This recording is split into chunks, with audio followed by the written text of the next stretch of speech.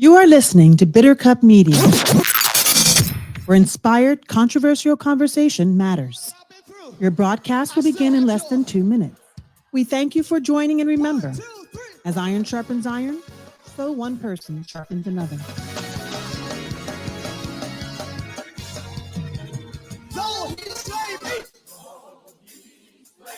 Yeah, but I trust him. I trust.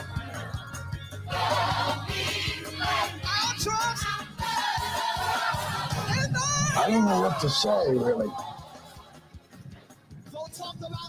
3 minutes to the biggest battle of our professional lives.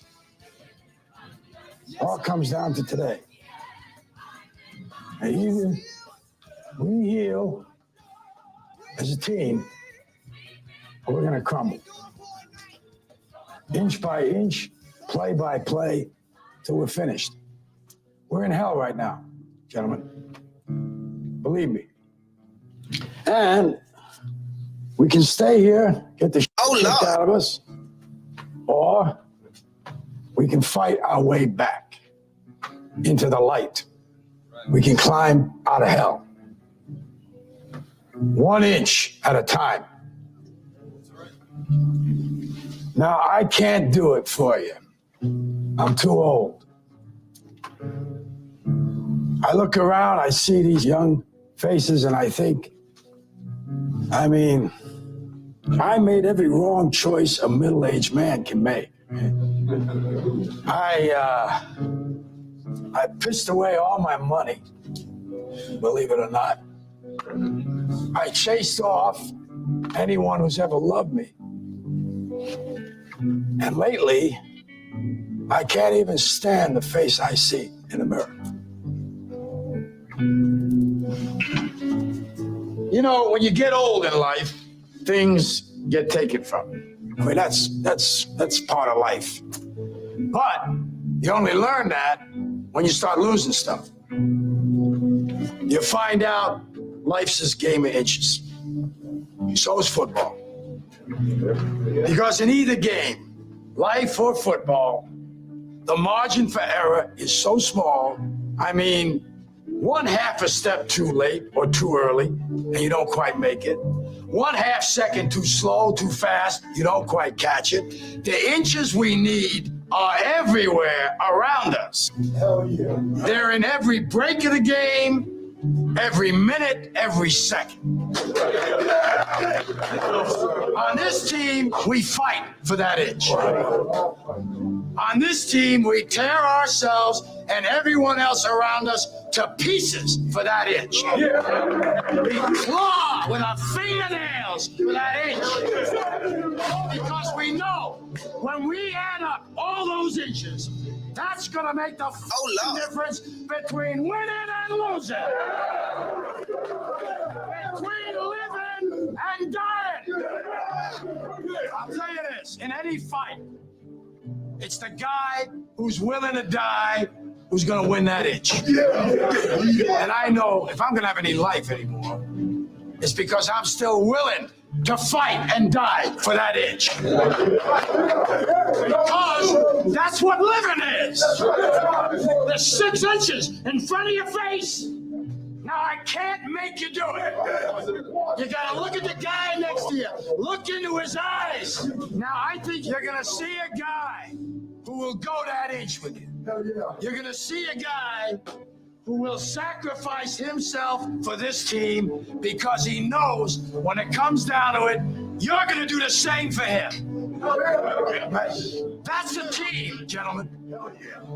And either we heal now as a team, or we will die as individuals. That's football, guys. That's all it is. Now, what are you gonna do? I do what it takes. Ain't worried about they slip. Confidential when I'm dealing with snake. I lost my dog, diamond collar with a pick up his face. Man, it's Spain, circle back to the bay, Hit a lay in the hill with the grade. I say, eeny, meeny, miny, mo. Catch an apple like a fish. Don't let it go. I say, if they try to holler, let me know. Gangsta moving silence. Get ready to go. See, I can't break the code for nothing. Season 2. It's episode 10. Father plus son plus football podcast. Seth Evans in the house. Yes, sir. New music by REO. Rio 900. That's what's up.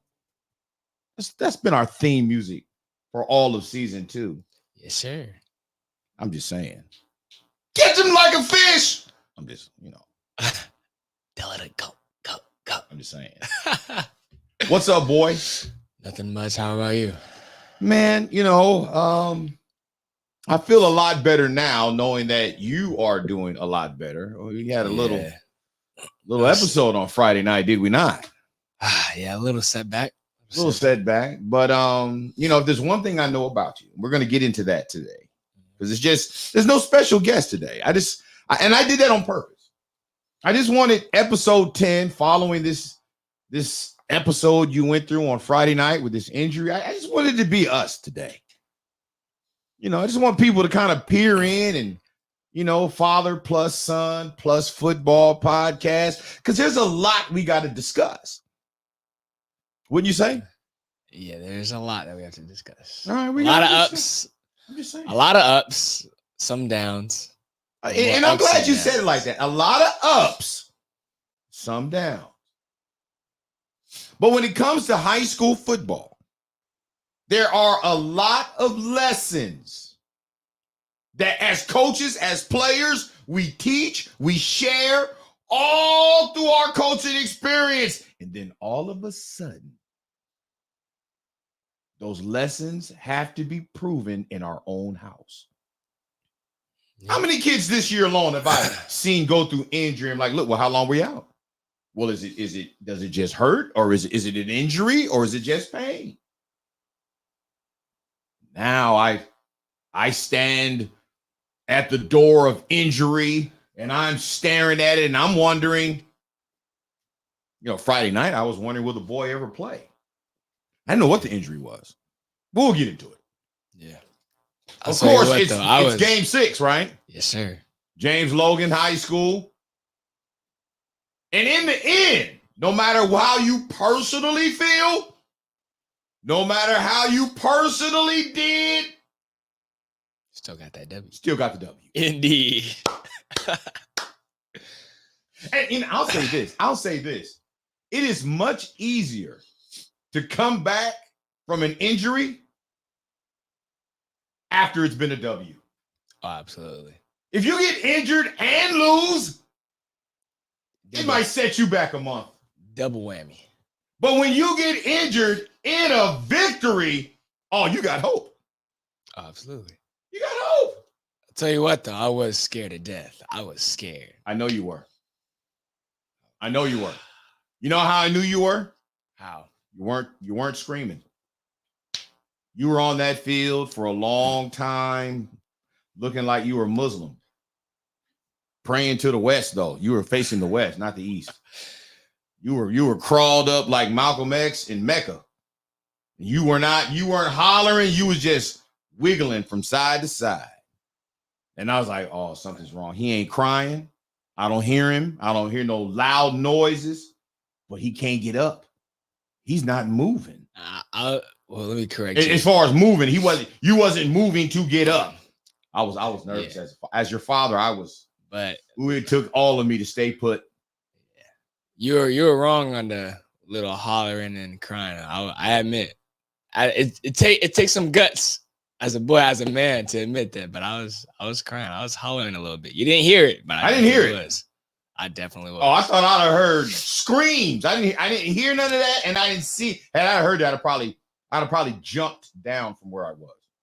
From the press box, I'd have jumped. You would have screamed too. Might as well jump. I'm just saying. But I try to stay calm and collected. Yeah, you did because your mom was in the stands. Yeah. It'd been a whole nother situation had your mom jumped out the stands. Yeah. Luckily, my sister wasn't there. Yeah, the one game she didn't attend because she was out of town. She'd have been at least at the fence. They know where she'd have sat up at the top of the stadium. She'd have been at the fence. Nah, she would have been on the field. No, we can't let her be on the field. She would have found a way. I'm telling you right now, she would have found a way. I couldn't have allowed that. I'd be like, get back in the stands. It'd been a viral moment. Me and my daughter yelling at each other. I'm going to see my brother. Get back in the stands. 50-yard line. I'm just saying. Center field. Glad she wasn't there then. That'd have been ugly. Good luck, Charm. She wasn't gonna let nothing happen to you. And I love that. I love that a lot. Let's talk about what we're gonna talk about today. Let's let people know. So here's the first topic. Preparing for James Logan High School. And we're gonna get into that. Yeah. This was Preparation for the game. Preparing for James Logan is a different level of preparation. We're gonna talk about that. What are we gonna talk about? Watching college football. This kind of is a topic I put out there because of some conversations I had with the JV players. Yeah. I think something we need to discuss from a prep level. Okay. Next one. Rehabbing an injury and preparation for return. Yeah, we got to talk about that. You got to, you're pretty good with pain. You're like your father. You've inherited that from me. Yeah. You have a high threshold. Abnormal. For pain. Yeah. And then next up, Castro Valley. That's next up. That's next Friday. Then we have film study, week 6 versus James Logan High School. Yeah. You only have half a quarter of film. But I guess you're gonna highlight. What did you decide to highlight today? I decided to highlight my teammates. A lot of their pretty good plays. There is a player, especially. Talk about him a little bit later, but he got in the game. He hasn't played yet. He was at if I'm correct, Mike linebacker. He got his first tackle of the season. He pushed the dude back. I was on. You're gonna be able to see me in the sideline in the back. I'm hopping on crutches. I'm like, oh yeah. That's one thing I really like about you. Is that I've seen a lot of athletes get injured, especially athletes who are like the go-to guy. And they don't have the capacity when they're no longer the go-to guy. They don't have the capacity to transition into a fan of their teammates who are now going into battle. And that's one thing I really love about you as a young man. And that is you're the number one defender, not only on your team, you're the number one defender in the league. Hopefully it stays like that. Not only the league, you're the number one defender in Division 6 NorCal section football. And you're the number 4 defender in all of Northern California. And yet when you could not play, knowing the devastation of that and how long will that last? And, is your MVP season over? Because right now your stats rival all of last year and you played 12 games. Do you know you have more solo tackles through 5 games than you did all of last year, and you had 91 total tackles. Pretty big. You had 3 forced fumbles last year. And halfway through the season, you already have 4. You had 1 fumble recovery last year, and this year you already have 3. You are pretty good. You are, on the if I'm a pedestrian looking across the street, you're having at least a league MVP year. And then halfway through the first quarter, all of that gets put to threat. But by the fourth quarter, while on crutches and can't even put your foot on the ground, you're cheering for your teammates. You're not on the bench. You're not somewhere crying. You're not somewhere being consoled. You're up, not sitting. You are up, cheering your teammates in a very contested game. Then we pull out the win. And that's one of the things, man, that I like about you. Because football is not for you. Football isn't just about what you're doing. It's 11 people on the field. Exactly. On your side, 11. Exactly. And when you can't be one of the 11, you was willing to be the loudest 12th. Absolutely. I love that. No, who taught you that? I didn't teach you that. I don't know. It's the way I've like grown up. It's just something that I like to do. It's something that I've always done. It's in you. Yeah. That's the stuff you can't teach, man. It's in you. It's good. What's the next subject? Stats and weekly goals. Yeah. And then our last subject is always teammate shout outs in general. So game 6.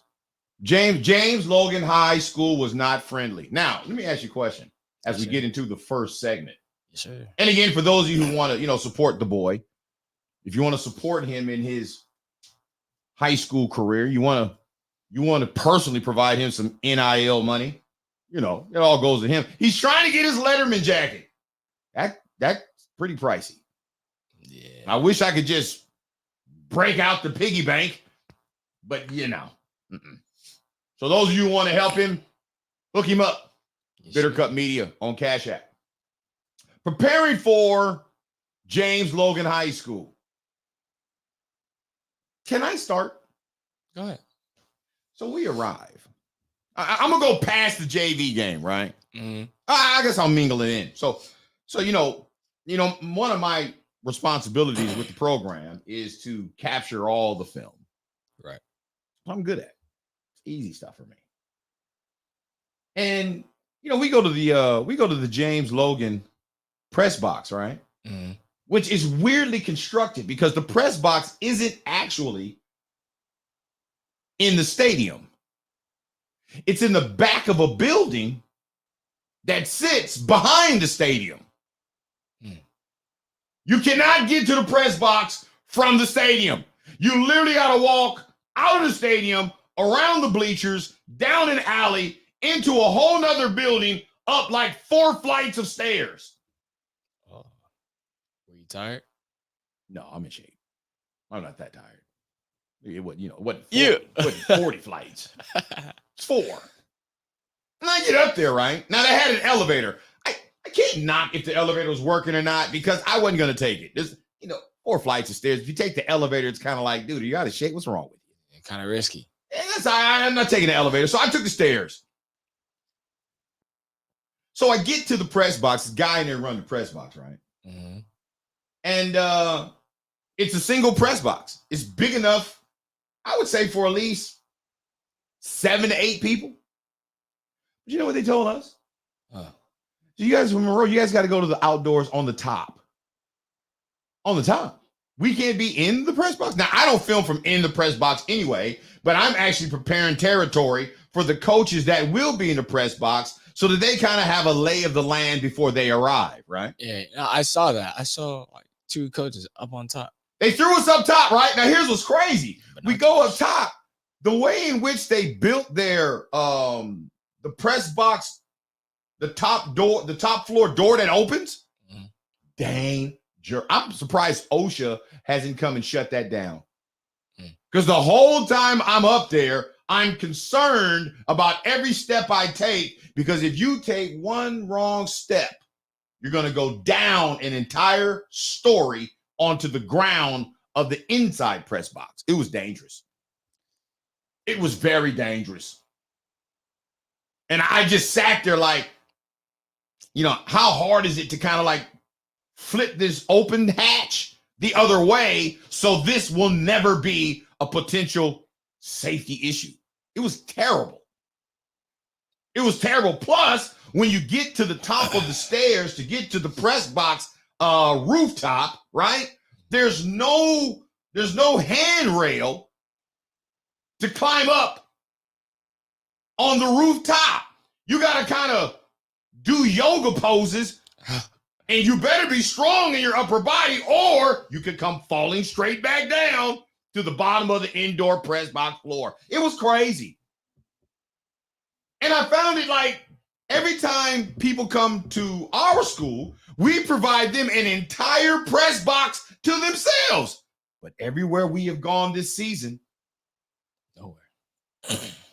They throw us outdoors on the rooftop. Now, for me, I don't care because that's where I want to go anyway. But for our coaches should not have to be out in the elements and unable. And then what was crazy, here's the other thing. We'll get into this whole preparing for James Logan.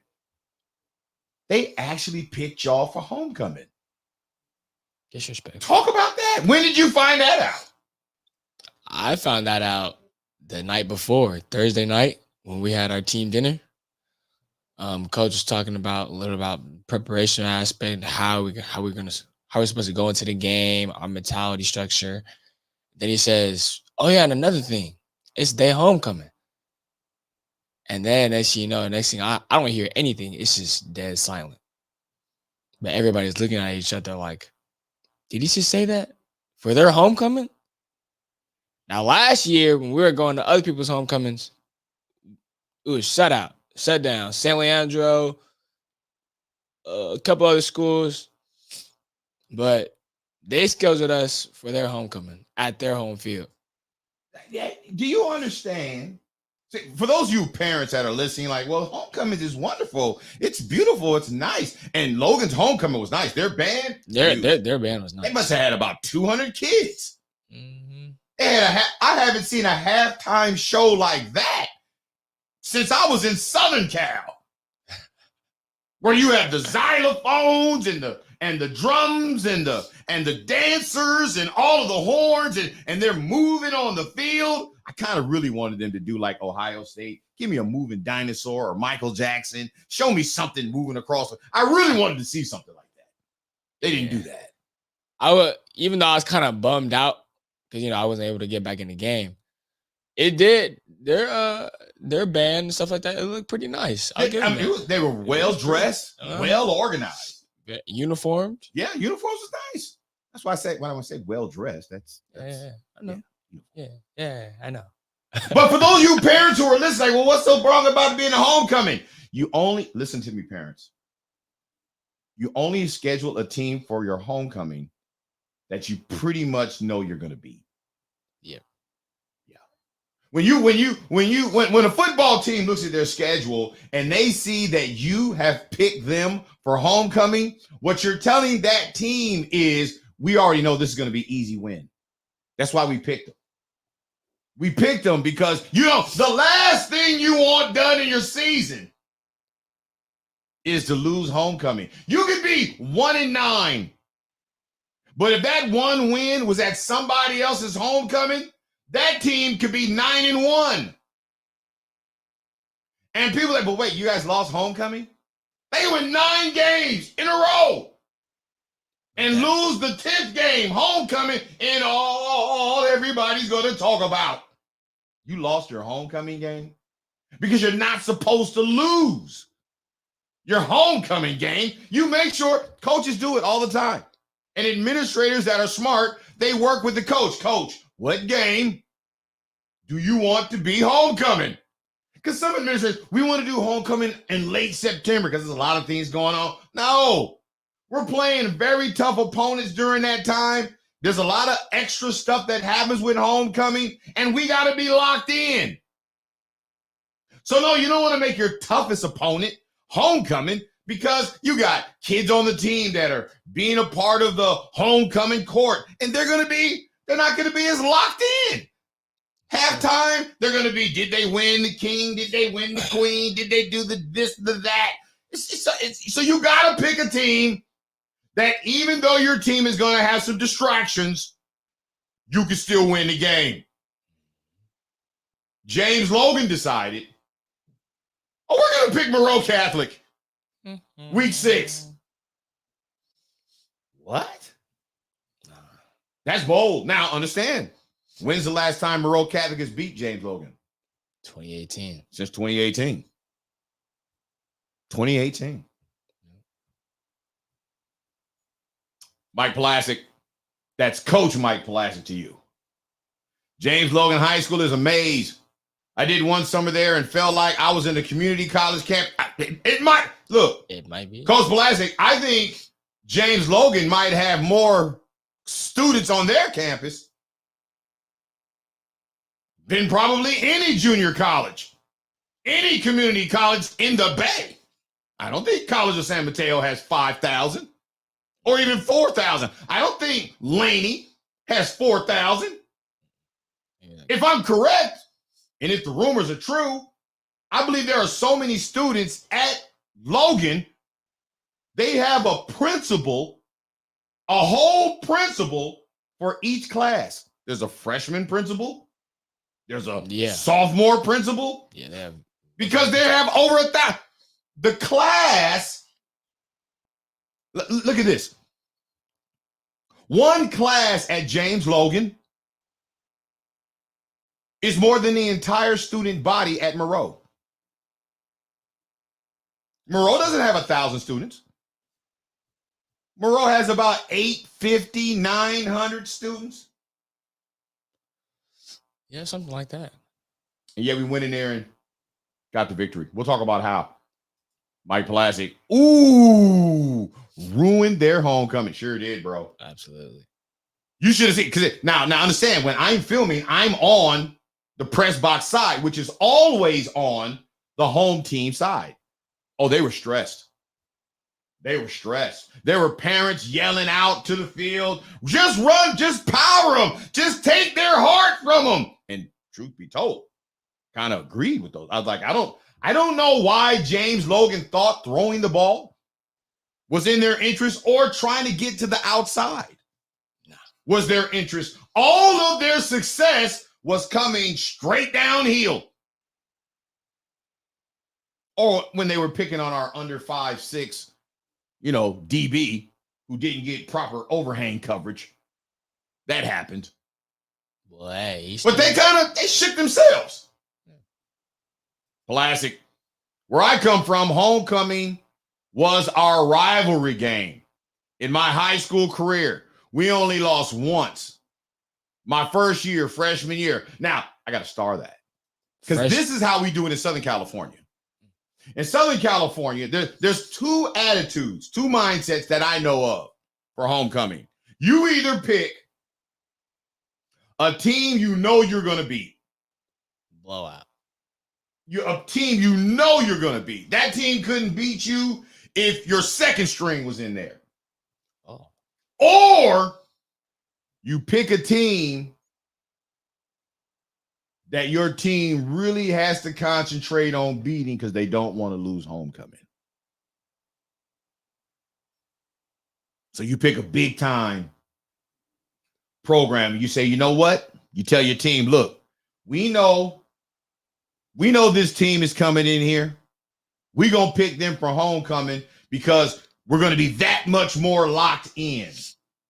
But typically, those are schools that don't have a lot of players or athletes running for homecoming stuff. If they're running for, you can't have your starting quarterback running for homecoming king. He's got all kind of stuff he's doing that's got nothing to do with game prep, and he's probably not going to have a great game. And plus, during halftime, where you're making offensive adjustments, he needs to be in the locker room with his team going over those halftime adjustments. He can't have his shoulder pads off and his helmet off and his mama with a comb at the end of the field trying to pick his hair out again or slick his hair back down so that he can walk down a 100-yard run track so that he can find out if he was homecoming king. And if he wins homecoming king, then he's got to take pictures with a girl. He barely knows who's the queen, or maybe it's his girlfriend because it was popular contest. Who knows? Who knows? But I know where I came up, homecoming was you picked a team that you had to beat. You had because homecoming in Southern California mindset, I think, is very different than homecoming mindset in the Bay Area. You guys have homecoming in the Bay Area and it's just homecoming. It's just homecoming. A lot of people don't come home. In SoCal, people who graduated in the 70s, the 80s, the 60s, the 90s, they're all coming back. You got to win that game for them. Did you know that? Well, not like that. Not on that level, because past couple years, our homecoming hasn't been like that. No, because Bay Area, I mean, put it like this. We're still talking about preparing for Logan, right? Yes, sir. This week in practice, what was different about your practice this week? This week we were a lot more locked in. The way in which the speed of practice, it was some ups and downs, but we were focusing on key points, our alignment and the way that we execute some of our coverages or plays and stuff like that. No, that's the stuff that happened in practice. Oh. What happened with practice? You guys were getting messages almost every day at the end of school. Study hall's been moved back. Oh, heat. Yeah. We weren't able to go full pads the whole week. And then we had our practice times deducted a little bit. Well, a lot of it, actually. We got our study hall pushed back, practices moved back. Yeah. I mean, in CIF, you have 18 hours of practice time a week. You cannot extend past 18 hours. Your school has elected to use all 18 hours, which means practices are 3 hours. Right? Yes, sir. And yet this week, at least 2 practices this week that I can remember only got 2 hours. Yeah, one practice started out knowing that it could only be 1 hour, and then the temperature went down. You guys got another hour to get it to 2 hours, but it was originally set up to only have 1. Twice, everybody came out with just helmets on because you couldn't wear shoulder pads because it's considered too hot. Do you remember what the temperature was? Ooh. What was the highest temperature you knew of all last week? I think it was like 100, 101 maybe. 100, 101. One of the coaches arrived on Tuesday, and the temperature outdoors, according to his car, was 106. I showed up one day, it was 105. Right? Yes, sir. I guarantee you no school in Southern California postponed practice, delayed practice, took off practice, changed practice attire because of 105. And I'll go a step further. I guarantee you nobody in Texas even thought about augmenting a practice because of 105-degree temperature. So no, Duncanville. It's different. It's different. Because Pulaski in the chat says it was 110 in Gilroy. Yeah. It was 110 in Gilroy. What did Gilroy football team do for practice? Did they get, because they're still Northern Cal, even though they're Gilroy. I wonder if they got to practice. I wonder if they changed up any of their practice. I wonder in the OAL. Yeah. He says, too damn hot. It was hot. And and you know what's funny? It was a different type of heat. Yeah. They had practice in there. They had practice and they won. That's what's up. Different mindset. Let's go to the next subject, shall we? Yes, sir. Watching college football. How much college football did you watch this weekend? A decent amount. Not a lot. Decent. How much college football did you play in video games this week?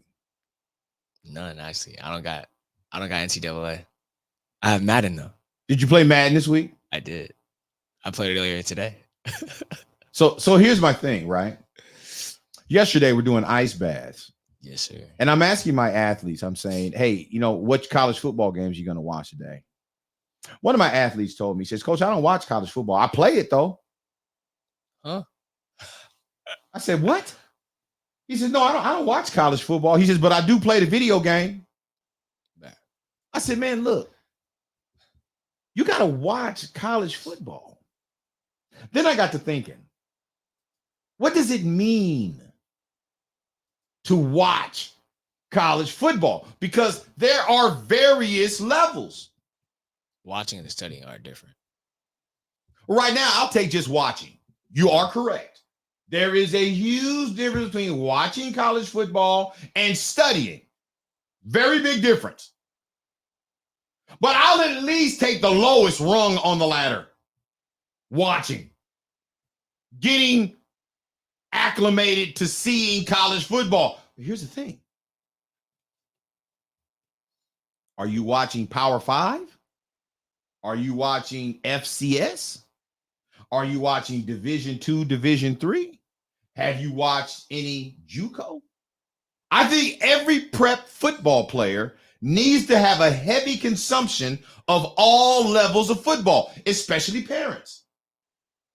Because parents, I think, sometimes are presupposing their kid, what their kid will do or look like in an Oregon Duck uniform. Ma'am, your kid couldn't play for the Inland Empire Ducks. That's youth football. Your freshman, sophomore couldn't play on the 14U team for the Sacramento Ducks. And so I think it's important when it comes to watching college football that we're not just talking about watching Alabama get beat by Vanderbilt. Yeah, Alabama got beat by Vanderbilt. No, I know. I watched some of that game. But you also watched a Division III game. Yes, sir. And now, the Division III game we got to watch was Redlands University versus Laverne, right? We watched the whole first half. Those commentators are crazy. If you want to, you want to get into a great discussion about commentators in football, listen to a University of Redlands football live stream. It's gonna sound like those NFL type, but they talk smack. They be clowning. The coaches, the program, they clown. Especially the refs. You gotta hear what they talk about. They be getting on the officials. Mike Plastic chimes in. I'll go back to my thought. Please tell me you watched the Miami Cal game. Somehow I knew Cal would blow it. You know what? I did. I watched it, and when in the fourth quarter, they were up 21-25. I was like, it's over. Cal's going to win. I'm tired. I'm sleepy. I've been at the emergency. I've been at the hospital. My sleep is off. Cal got this. This is good for Cal. Woke up like 3 o'clock in the morning. 3 o'clock in the morning. Turned my phone on and saw that Cal was still up in the middle of the fourth. Had to refresh my phone to the shock. Cal lost 39-38. 1 point. I had teammates there. Teammates were at that game on a recruitment. I was like, they were recording. They're like, oh yeah, Cal got this. Cal got this. Then I wake up, take text message because I fell asleep early. Man, Cal blew it, bro. What are they doing? Come on, they sold the game. But they got towels from Miami, though. They were hyped about that. Now, see, all right. Mike Plastic asks, do you think this will be Coach Wilcox? Absolutely. He's got to go for a couple of reasons. One, you have to win that game to win the recruiting battle in the state. The entire recruit section was filled with Northern California recruits 2025, not 2026s, 2025s. You're up 25 points. You got to win that game. Lock it down. What's going on with the DNs? I agree with I saw a post this morning by Coach Ed Washington. He blamed the offensive coordinator and he blamed the defensive ends coach. And when I see the last touchdown, yes, definitely the defensive end coaches deserve a pop on the behind because you cannot allow that to take place. I'm sorry. You cannot allow Cam Ward to be Cam Ward behind 25. You can't have 21 unanswered points. What? Huh? Oh, I saw you waving in the camera. No, that's not a wave. That's their celebration. Whose celebration? Miami. Do it again. Ward. It's like something like that. Yeah. Were they laughing at Cal? I don't know. Probably. I don't know. Probably when they beat him. All I know is Cal for the last 10 years has not done a great job at recruiting the best talent in Northern California. And you had a capacity-filled crowd. Game day was electric. Now, let's just be honest. Cal did play over their head. Cal was not ever supposed to be up 25 points on the University of Miami. Let's just stop playing. I mean, it happened, but we all knew. And here's the thing. Cal is not Vanderbilt. When Vanderbilt had Alabama on the ropes, they kept smashing. They kept calling amazing plays. They kept out leveraging Alabama. But Vanderbilt played like they were never scared of losing the game. And that's why they won. Did you know that the fans of Vanderbilt took the goalpost down? I saw it. And carried it out of the stadium, down the street, and threw them in a river? That's crazy. That's college football for you. That's college football for you. Literally last play of the game. All I see is I'm correct, number 13 on Alabama. It was 13 or 16, something like that. But he was on the bottom screen. He just the corner. He was crashing out. No, he wasn't crashing out. He crashed out. Yeah, he crashed out. That's a new phrase. Yeah. Crashed out. And I'm team crash out. Although I had to hand over that role. Shout out to Miles Moore, man. Hand over that role to you that game. But when I come back, I'm taking that role from you. Just saying. All right. So watching college football, I believe it's not about just watching the games that are on ESPN1. It's about going to the live streams in these different divisions and watching football in all of the divisions. If you're an athlete and you want to play college football, if you're a high school football player, and you want to play college football, you need to be studying or at least watching one half of a football game for every division. Just so you can get a realistic understanding of what's about to happen.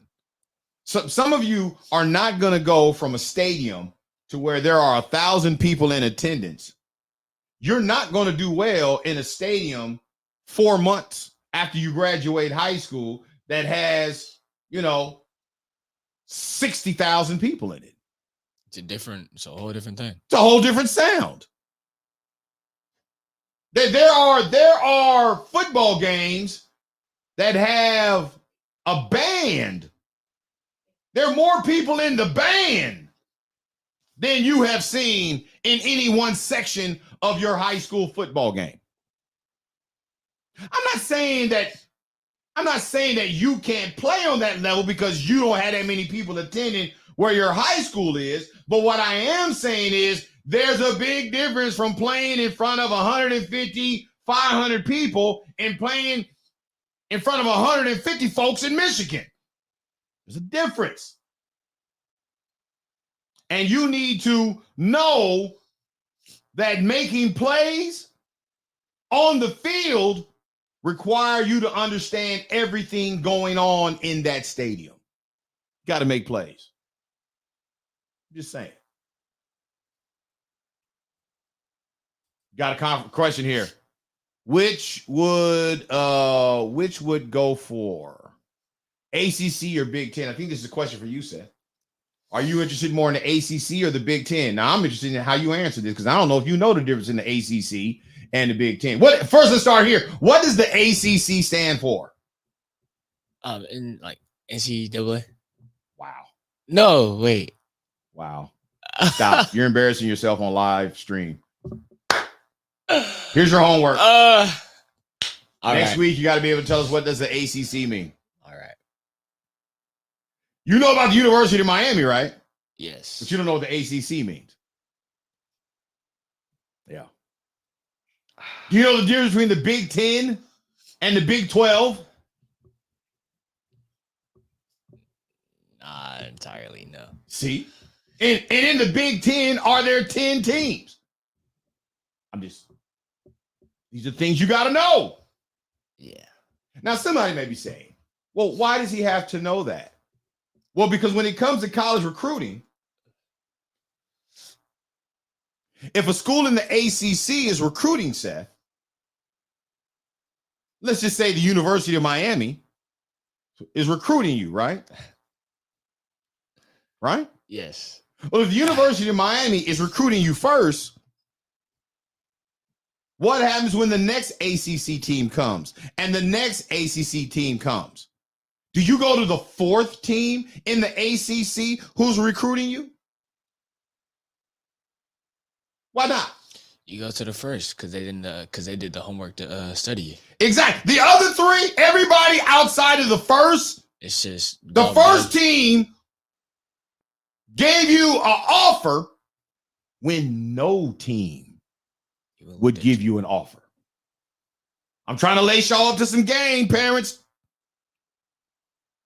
You parents who want your kid to go to a particular school,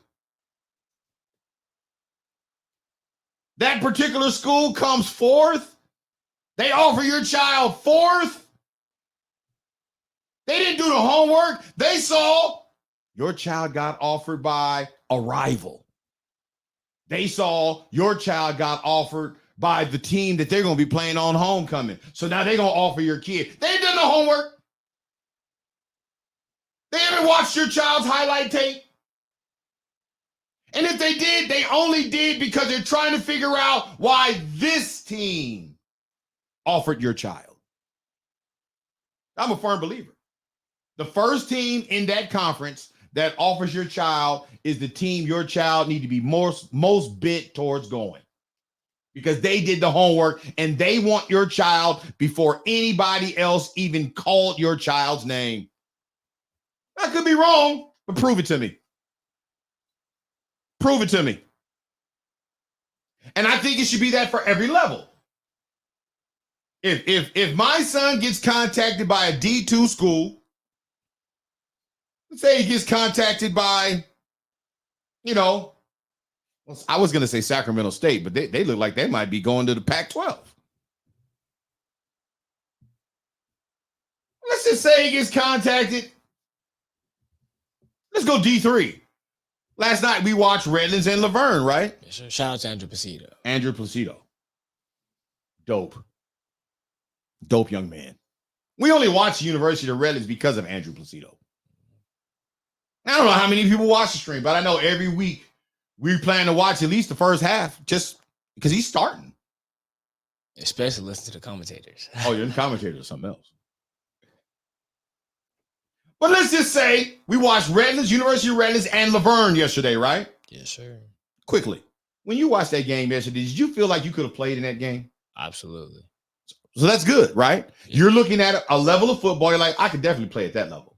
So the next question is, what about the next level, which is D2? You got to ask yourself, can I play D2? But how do you know that unless you're watching Division II games, right?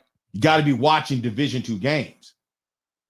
Well, let's just go back down to D3. If Laverne says, Seth, we want to offer you a scholarship, partial. Now partial scholarship at the D3 is kind of like, we're just going to help you with your financial aid, get the best of financial aid, stuff like that, help you get maybe an on-campus job to take care of your debt. They don't have full scholarships, right? Neither does any Ivy League school. So you're sitting there and Laverne is on the clock. Laverne offers you an opportunity to come play football. No other D3 schools have given you that shot. But once you put on Twitter or on X, want to say thank you to Coach so-and-so of Laverne because this is my first offer to play college football, D3. And then next week you get contacted by Redlands. Well, why did all of a sudden Redlands come about? This is what parents have got to ask yourself. What made Redlands all of a sudden come forward in their interest? Well, it was Laverne. They started off. See, you want to I'll tell you this, parents. If your child is being followed by colleges, know that the colleges are following colleges. Every college knows what athlete the other school has offered. And that's how a lot of them find out about an athlete. And that's why it's also good to know that all your child really needs is one offer. And when your child gets that one offer, it is going to set ablaze the recruiting trail. And that might be strategically why certain colleges don't recruit certain kids until it is too late. Because the earlier a school recruits an athlete, the earlier that kid is on the recruiting trail, on the recruiting radar. If you notice, 2 years ago, colleges were recruiting seniors, juniors, and sophomores. Am I right, Seth? Yes, sir. What are they doing now? They're just doing what? Class or seniors? Yep, class of 25. 25. Go through X. I'm looking for class of 25. They remember. don't. Now they're definitely looking at 26. I remember They're definitely looking at 27s. But if you speak aloud, I'm going 2026. All of a sudden, school, and that's my frustration, though, man. Because you can't tell me you shouldn't have an offer by now. Now, again, I'm a parent at this point. I also think it is ridiculous Jalen Arnold doesn't have a football offer right now. Are you kidding me? Jeremiah Charles doesn't have an official offer right now? You mean to tell me Sacramento State doesn't become a better football program with Jeremiah Charles and Jalen Arnold on the squad? Are you kidding me? You mean to tell me Fresno State, they don't go and get Jamison Ransburg? You mean to tell me he doesn't make their defense better immediately? Come on, get out of here. Jaden Bryant. Jaden Bryant? Oh my God. You mean Cal should have come and got Jaden Bryant already? If not Cal, UC Davis. There's not a college in California. If he wants to stay in California. Jaden Bryant can be in the backfield because he's tough. He can also be in the slot because he's tough. He can also catch the ball out of the backfield. What linebacker in the Pac-12, the Big 10, the Mountain West, the Big 12, what linebacker is running with Jaden Bryant? Not that I know of. None. But the school who wants him really bad, soon as they make it known publicly, all these other schools start piling on the bandwagon. And that's why I suggest to parents, again, father-son football podcast, I'm suggesting to parents, the school, whatever division, whatever conference, the school that comes first to tell you we want your child at our school. And I'm talking about a real offer. I'm not talking about an uncommittable offer. I'm not talking about priority walk-on. I'm saying they are offering your child an education by playing football. The first school in that conference, in that division, should have the priority because they did the homework. And by giving your child the offer, they knew full well. Let's just go back to old Pac-12. Old Pac-12 a year ago, right? If USC wants Seth, who's a 2026, what is the danger of USC offering Seth Quinn Evans, who's only a junior? Well, guess who's going to look first? Who's the first? Do you know who's the first team? If USC offers you, do you know who's the first team who's going to start looking at you next? Who's going to be the first team? UCLA. The crosstown rivals. Because UCLA's going to be like, okay, so he's interested in Los Angeles. Can we look at his film like, ooh, he's going to be a problem. Well, we'd rather have him on our side and make him a problem for SC. But hold on. SC picked you first. So let's say SC offers you, UCLA comes along and offers you. Well, who's going to offer you next? It's very simple. Cal. Why is Cal going to offer you? Cal's like, we got to play USC, we got to play UCLA. And C offered this kid, UCLA offered this kid, but this kid lives 10 minutes from our campus. So guess what Cal's going to do? They're going to offer you. Now you see how you got 3 offers that fast? It's chain reaction. Right. But only one of those offers is really real. Which offer is really real? The first one. The one that studied you. The first one, because they're the ones who studied you and they're the ones who offered you before anybody else knew about you. Right? Sure. Right? Yep. Here's the problem that parents are getting into as it relates to football and recruiting. Parents want to be loyal to a school who ain't even looking at their kid. All parents have got to learn this about football recruiting. You don't have a right to pick the school you want your child to go to when a school has already decided they want your child and they're willing to invest the money. If Washington State comes along and says, we want Seth, we're going to give him a partial scholarship. University of Wyoming, which is hella out the way, comes along and says, yeah, we want Seth, but we're going to give him a full scholarship. We'd be stupid to talk about, well, let's send him to Washington because, we can get there easy by car. Come on, man, get out of here. What do you think about all that, Seth? I would rather go to a school that's going to pick me first, that has studied me, that's going to give me actually a full ride, not no partial, not no walk-on. A full ride scholarship, because in the end, that's gonna help me. There's gonna be no need for me to commit to a school that offered me the third school to offer me, when the only reason why they're offering me now is because of the school that offered me first and second. Yeah. So it's just tailing on the others. I'd rather go with the person who is the leader than the follower. Yeah. Oh, that's a good way of putting it. Go with the school that is leading in recruiting you, not the school that's following the school leading in recruiting you. But here's the problem. So here's the boomerang effect to all of that. For some parents like me who are frustrated that my son hasn't got, with all of his stats as a sophomore and now as a junior, no offer yet? Well, I'm starting to understand why. Because if they offer you too early, they don't know what kind of parents we are.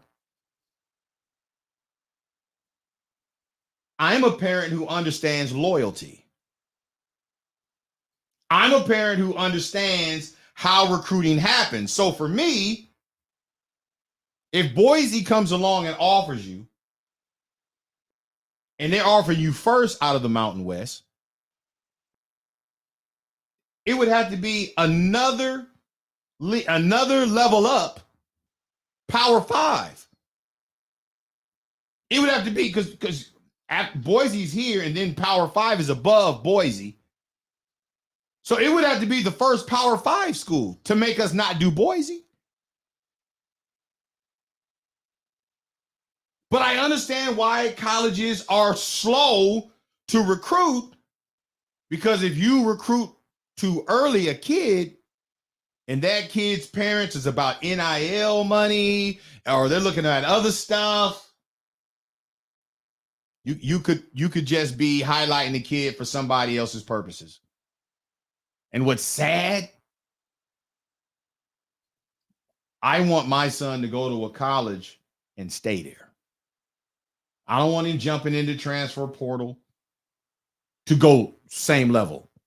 Now, if you happen to have to go to a FCS school and you're there 2 years and you jump in the portal because now you got opportunity at Power 5, that makes sense. That's applaudable. That's understandable. But if you're already at an FCS school and you're going to jump into the transfer portal to go to another FCS school, especially in the same league, come on. We're not built like that. Stay the same. If you're going to go to the next level, which is the NFL, they're going to find you no matter where you are. All you got to do is make plays. Yep. All right, let's get to this part. Rehabbing an injury and preparing for a return. Talk a little bit about what happened on Friday. All right. It's been, well, we say this. When this happened, I was devastated. I was scared because first thing I did, I walked off, I looked up. I saw people in the stands. People was at the edge of the bleachers. People were at the gate. And I sat down. I couldn't look. Then I looked up. Then I saw you at the edge of the railing.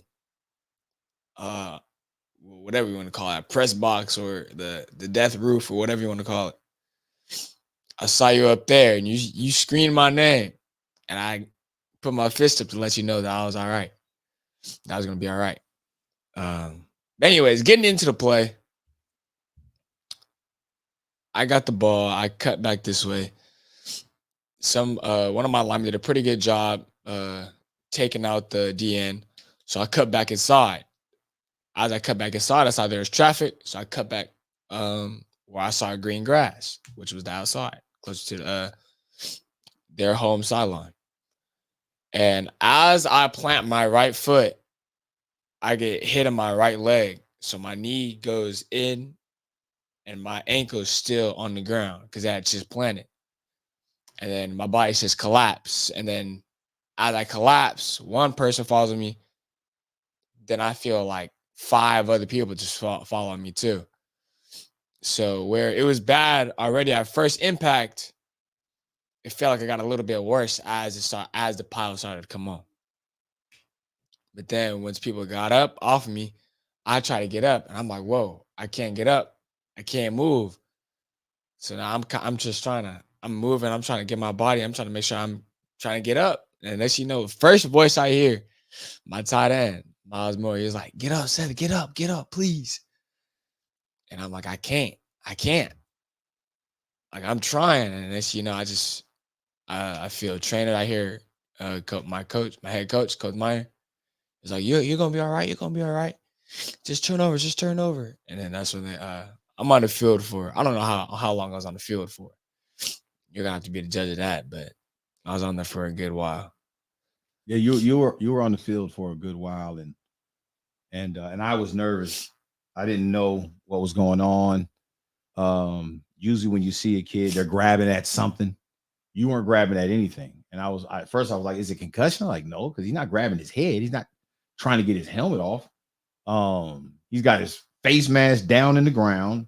He's like he's like in a kneeled position. And then when I saw you, when they finally got you up and you're hobbling off, I was like, he got a leg injury. He got a dadgum leg injury. And I was angry because I didn't want you playing running back.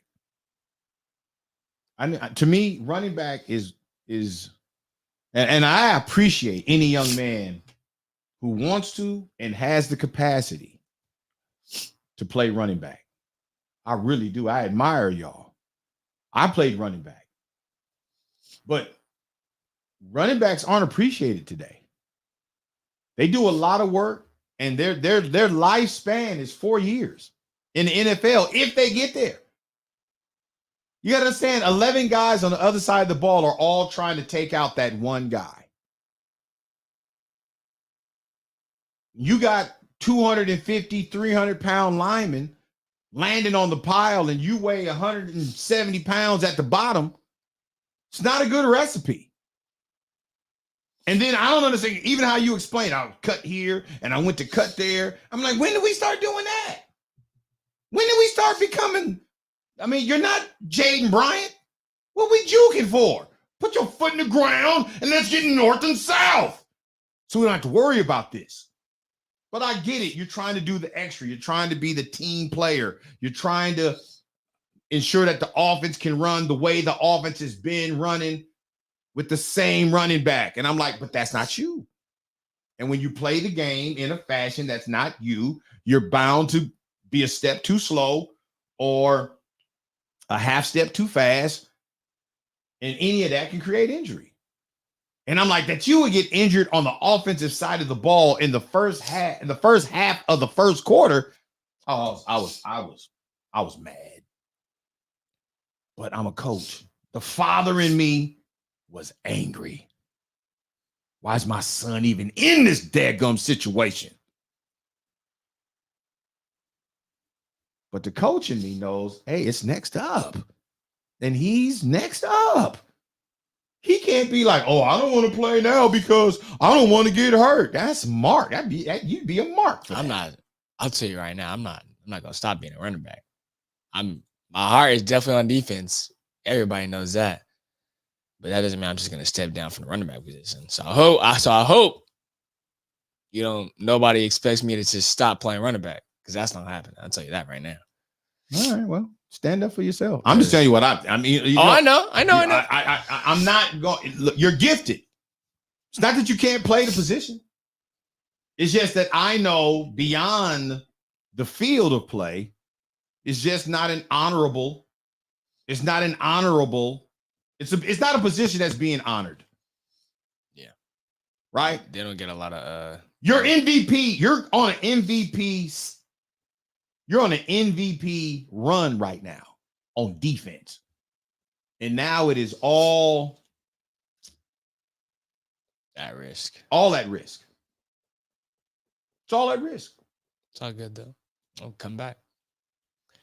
I'm gonna come back. Let me ask this question. How do you come back knowing that you may never even get a shot at being MVP now? How does that motivate you? That's really just kind of like so it's trying to be like a limit blocker to you, but something that I've definitely learned while playing football, anything can happen.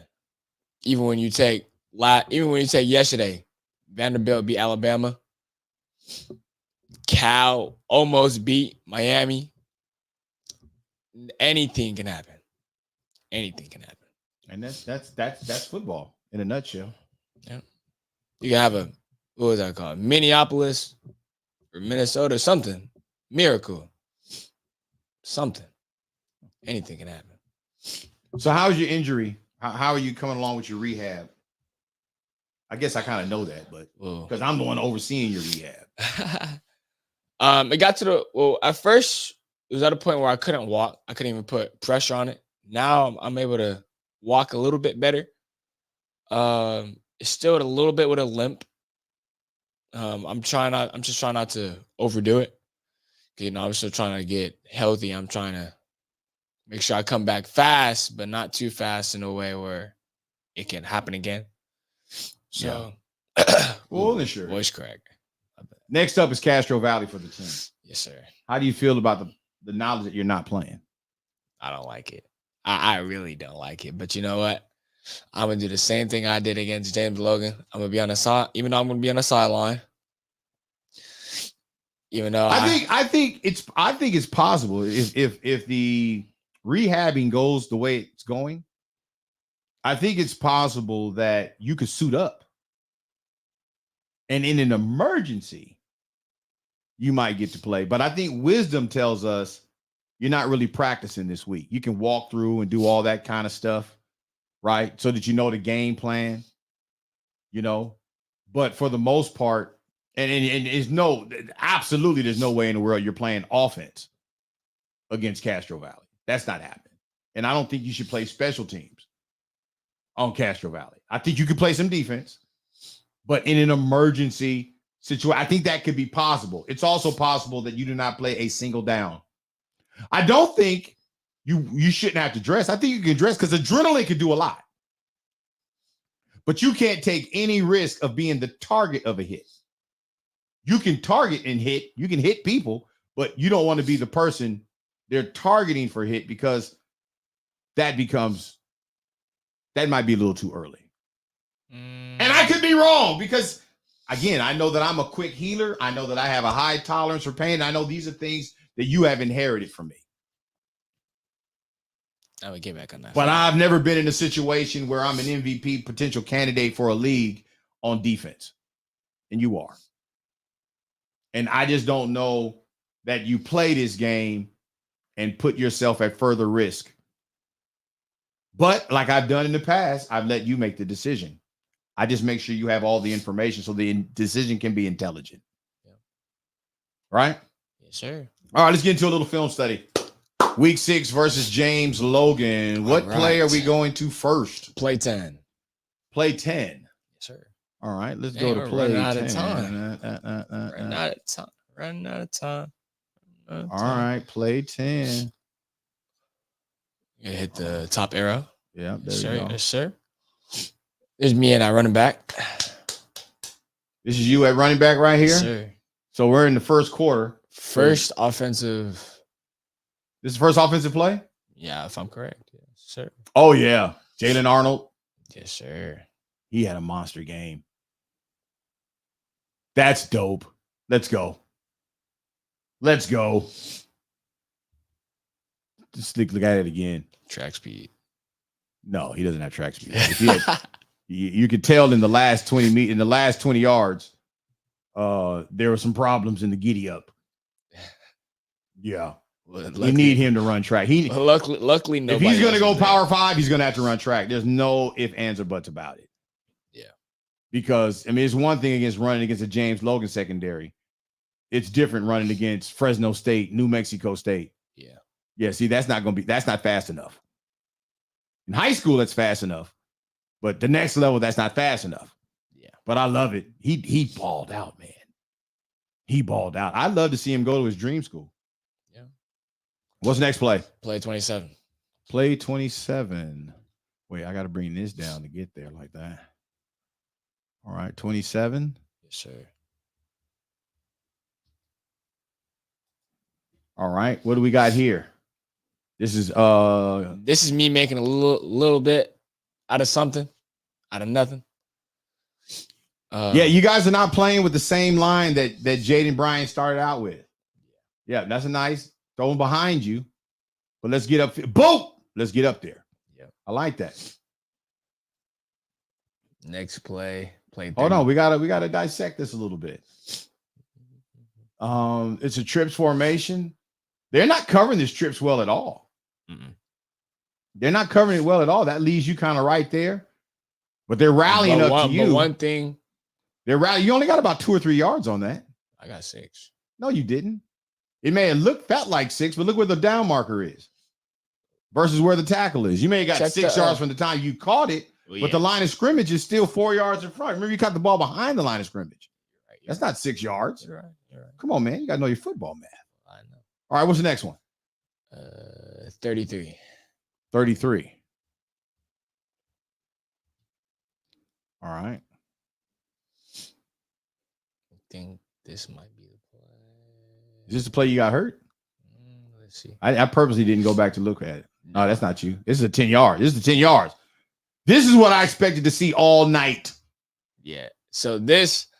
I didn't understand why they didn't use, even last week when they had you in at running back, I didn't understand why you weren't used more towards the outside. Let you use your speed to the outside. See, right now, the line, and I understand what we're working with. We're working with some new guys. We're working with some dudes who do not have a lot of varsity experience. It's basically the second line of Moreau going up against a first line of James Logan.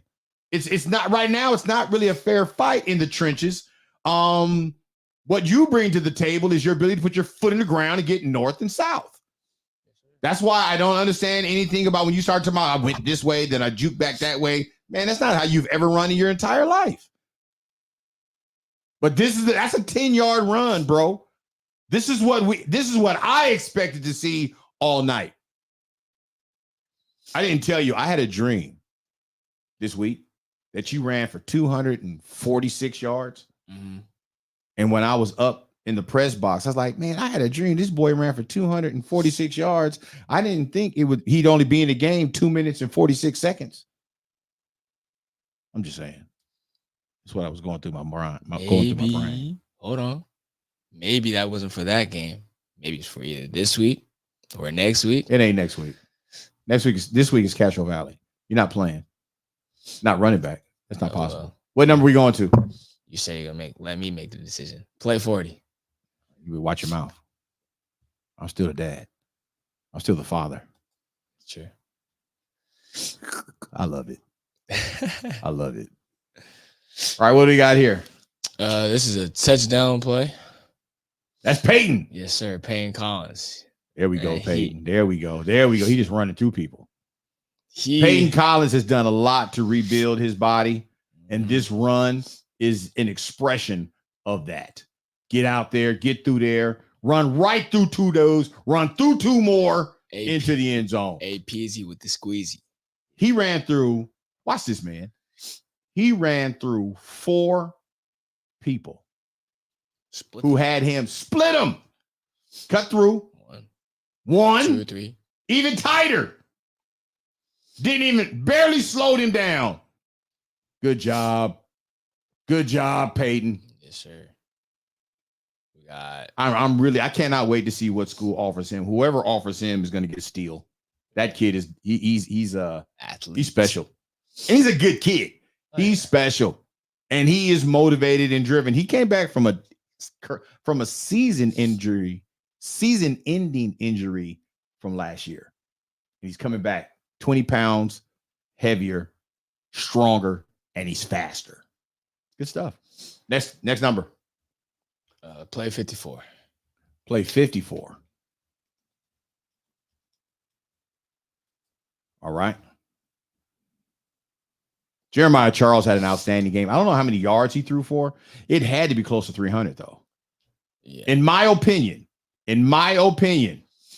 this game that Jeremiah Charles played put him as the front runner for the MVP of the league offensively. So I wanted to highlight this play because even when we go back to talk about Livermore, when I got that hurdle, Mhm. Jeremiah, this whole season, Jeremiah has been calm and collected, even under pressure. Mhm. Even well, Yeah, they're very coming well after him. contested. He's able to use his field of vision, throws it to Peyton, and Peyton uses that track speed. Yep, that's that track speed, Peyton. Moreau track and field, baby. Yes, sir. Good stuff. I want to see it one more time. I want to see it one more time. Jeremiah did what we call buy time. Yeah. He bought some time. Get to the outside. Pretty good field of vision. I think they called a flag on this play. I think they did. This but- touchdown, I think, ultimately got called back. But If you know what? We want to be true to it. It's still going on people's highlights. Oh, yeah. Got to. Absolutely. Next play. Play 57. Play 57. Yes, sir. All right. 3 plays later. So that touchdown did get called back. It sure did. Now it's 3rd and about 7. I want to shout out Donovan Edwards. Donovan Edwards. As we like to say, Donaldson. Donaldson. Yeah, so when I got injured, they brought him in. And Got the ball in the wrong arm. he does. But you know what? He's working with it. You get it done. I mean, he's getting it. he's gonna have to he change. was getting the job done. He's going to have to change that ball into the right arm. Yeah. But which would be his left because he's going left. But hey, that's a 7-yard pickup, bro. That's quality. Pretty good job. Donovan Edwards. What's the next play? 136. So you're gonna have to do a lot of clicking. That's nothing. Nothing. 136. 136? Yes, sir. That's nothing, man. Look at my finger is on point. Fashion. There we go. Oh yeah. There we go. Shout out my boy Eric Fields, man. Eric Fields. This Eric is Fields an almost interception. had a season-ending injury off the field. He was out 1 week. He comes back, and look at this. God, what you doing? Where you throwing that to? See, this is what I didn't understand about Logan. This is one of the reasons why I believe Logan lost the game is they're trying to do Q stuff. Now, granted, they got 4th and 15. This is not mad. You know, that's double stick, so they got to do something. But yeah, Eric was just right there. Johnny on the spot. Yeah. Eric I Fields forgot what they called him now. on the spot. They gave him a nickname after that interception. But, I don't know. He said in his interview he was getting his Raekwon Smith on. He was doing his Yeah. Raekwon Smith impersonation. You got it. Somebody else called him Fred Warner. Yeah. But, you know, Raekwon. We'll take it. It's And he flips the is ball. one of the few linebackers who can run a sub 60 in the 400 meters. That is true. Pretty big boy. So here we are. It's the fourth quarter, and you guys are down. Yep. You're down, but not for long. What's the next play? 3 plays late. 3 plays. 138. 138. 2 plays later. 138 right here. Yep. That interception leads to this. Leads to, if I'm correct, a touchdown. Yep. Jalen Arnold. Jalen Arnold, once again. I did not think this was a touchdown at first, but then that's Jalen Arnold. When it first happened, I thought it'd be, good 7-yard gain. Ball was thrown kind of low. Yeah. He handled it. He had, again, 2 guys like Peyton earlier, right there. 2 guys, another 2 guys. He just split them. And right there, I knew wasn't going to get him. Number 11, he does hurdles. Shy. That took the game ahead. That took the lead. Yep. Right there. And ultimately, Moreau would hold on for the last 10 minutes and 40 seconds to win this game. Yeah. Well, we're not done. We got. I know, but I still want to show that. I may not get a chance to show. Okay, I'm just making sure. All right. What's next? Sure. That was what, 138. That's 139. Now where are we going? 139. 148. 148. All right. So earlier on the broadcast, when I talked about this person, got his, if I'm correct, his first tackle in this season, Evan Vo. Shout out to Evan Vo, man. He was getting active. And you see me in the back. I'm hopping on crutches.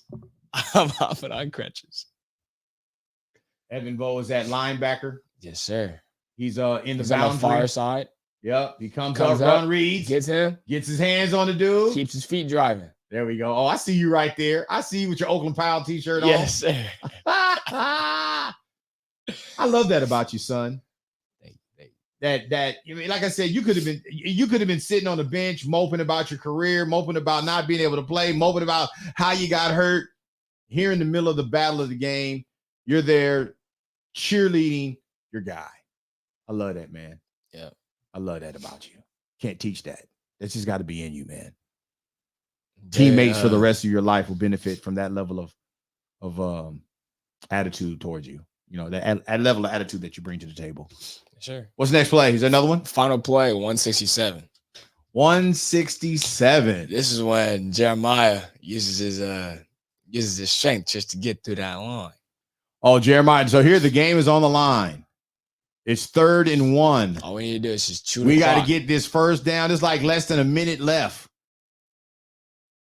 Jeremiah, who's been doing very well in the weight room during the off season. It's like 36 seconds. Will morning lifts pay off?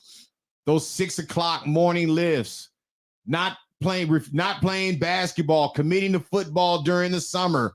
Will it pay off? Yes, it will. And he's still going. Game over. Took about like 3-4 people. Game over. Game over. Game over. Now we can just take a knee. Victory formation at homecoming at crosstown rival James Logan. Haven't beat them since 2018. And you have the number 1 running back for the team off, number 1 tackler on the team out. But it's the new Moreau. Run that clock. Last year. Run that clock. Year. This year is this year. Get it done. And we're coming for it this Get year. it done. They didn't like it. They didn't like it. You know who? But that's what you get. That's what you get when you poke the bear. Especially when you talk all that smack on social media. Oh my gosh. Mike Plasek, Thor was watching and says, I know those two. He had a blast last week at the Berkeley game. That's my guy. Thor. Yep. Thor should be modeling. Real talk. I think Gap is making a comeback. Thor definitely needs to be a baby Gap model. He had that fit on at the Berkeley game. He's infectious. That's a beautiful little boy. He's infectious and he's so sweet. Have you seen any of his paintings? Like he's in kindergarten now, or is he preschool? I think he's kindergarten. No, I think he's preschool. Preschool still. But I showed your mother the pictures. I haven't seen him weekly yet. updates on Thor. Last video I saw is when he had his Thor Ragnarok crown on and his hammer. Preschool. Yeah. We named an entire defense after him. I've never seen a yard on that defense. We call it the Thor. It's how we stop the inside zone and the outside zone. Don't say too much. I'm just saying we have a whole defense that's been proven. I'm just saying. All right. Yeah. Stats and weekly goals. You no stats this week, right? I think I may only have like 1-2 tackles. Yeah. It's crazy. Those 1 or 2 tackles might be just enough to keep you in the lead. I hope so. And what's crazy is if you don't play this week, it is possible by next week somebody could catch you. And then the week after Castro Valley, you guys play. If you play O'Dowd, don't you? San Leandro. I think it's San Leandro. Then let's check real quick. No, I think you guys after Castro Valley, you play O'Dowd. And then the last 2 games is San Leandro, a bye week, and then Tennyson. I believe that's what it is. I can check real quick. Yeah. Well, while you're checking, let's get to shout outs. I just want to shout out JV players. I got a young man named Julian Valencia. Small guy. He's been practicing his butt off pretty good. He's been doing a lot on the scout team. And how I choose kids to play on offense is based upon how well they give effort on the scout team. And for the last 2 weeks, he has been making some plays against our number 1 defense. And so Friday, he got a chance to play against James Logan. And his first carry, he busted it for 7 yards. Whew. Now, here's this. We got to the 1 yard line, right? Great pass from Alejandro Ramirez to Jerron. I don't know how Jerron didn't get into the end zone. I saw that play. He was heated. But we was on the 1 yard line, and I called a timeout because I'm like, look, if we're not going to win the game, even with this touchdown, I at least want this touchdown to matter. And so we gave the ball to Julian and told people to block. I was really appreciative of Marcus Holbrook Jr.